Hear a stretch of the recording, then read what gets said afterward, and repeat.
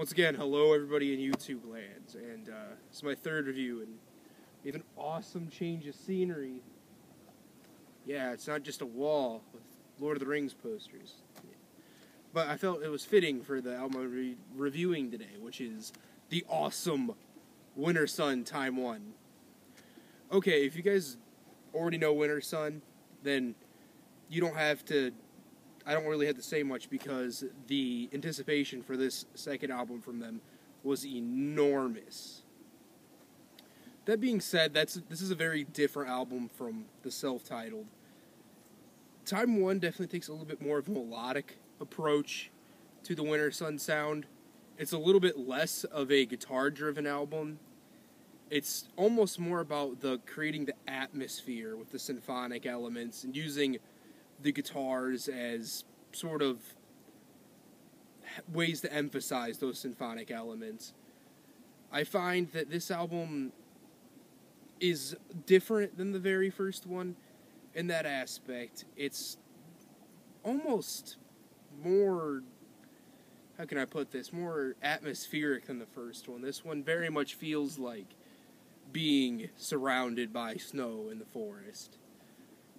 There's points on this album that definitely go into a different direction with the elements of the symphonic parts. There's whole tracks, like the very first track is just all symphonic and no metal points at all. But it's a very nice opener for the album. I feel like it very much sets the pace for the album. One of the things I really enjoyed about Time 1 in comparison to Wintersun was the amount of clean vocals that were done on this album. I mean, yes, I love the screams that were present on both albums, but the amount of clean vocals on this one was amazing. I thought the clean vocals were really good and interesting. I felt like this was almost a more mature version of Wintersun.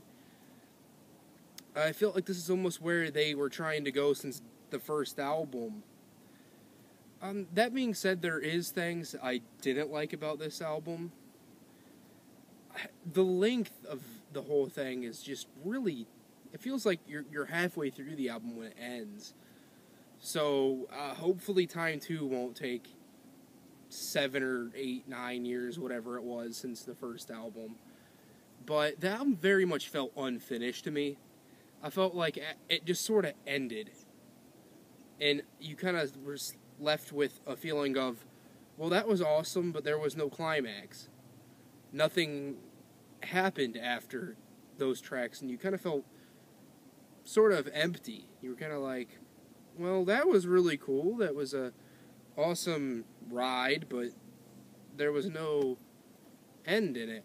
And you felt kind of disappointed almost. And I also had a version of it with a hidden track.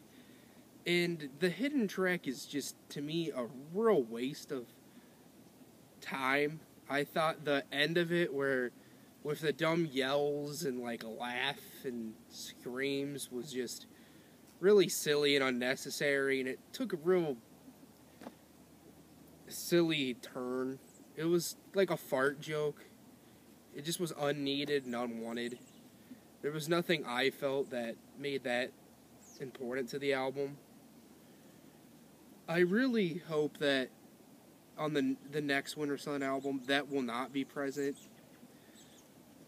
But the length and the hidden track are probably my only two complaints on the album. The rest of it's really awesome. The melodies are really cool, and the heavy parts are cool. I felt like the songwriting definitely matured in comparison to the first Wintersun album. I felt like they were less about just playing really fast, kind of shreddy melodic riffs, and went towards this sort of creating an atmosphere in their music. I very much felt immersed in this album.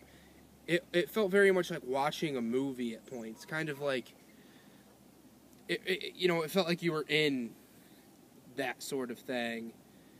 Very similar to the way the Xanthocroid album made me feel.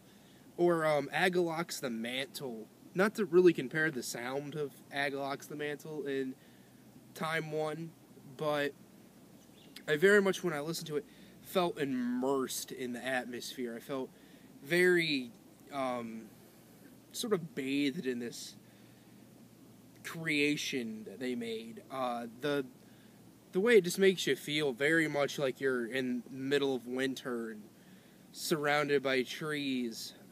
Certain songs do this more than others. Sons of Winter and Stars to me very much feels very epic and very powerful. I feel like when you listen to the song, you can't help but be overcome with the power that it makes you feel. Most people know Land of Snow and Sorrow, but that's probably my favorite Wintersun song of all time, which is crazy to think because almost everything they've made is awesome. But that song is really great. Even despite the fact there's no screaming vocals, it's almost all clean. But that song feels like you're just in a field under the stars while it's snowing, and you're just laying there feeling all of the bits of snow on you, and looking at the light of the stars reflecting on all of the frost and the snow around you, which was just amazing to me. I thought that song was probably one of the most flawless songs I've ever heard, which means a lot. All in all, Time One I liked better than Wintersun. I will go ahead and say that, but I loved Wintersun, so that means a lot to this album. But this album has flaws in the fact that it is way, way, way too short. It just ends abruptly and immediately. So it leaves you feeling sort of, once again, empty. But I feel like if you liked Wintersun's first one, it's almost impossible to dislike this.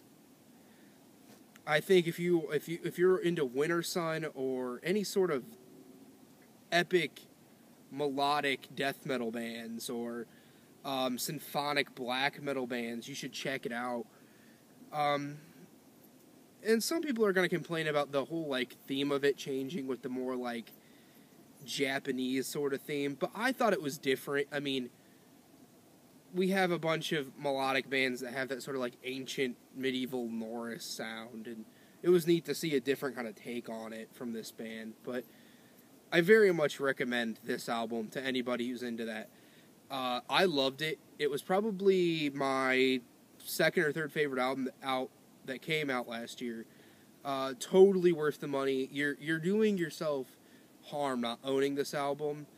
Do yourself a real big favor. Pick this thing up because it is amazing. Once again, Wintersun Time One off of Nuclear Blast Records. Okay, everybody. Once again, keep it metal. See you later.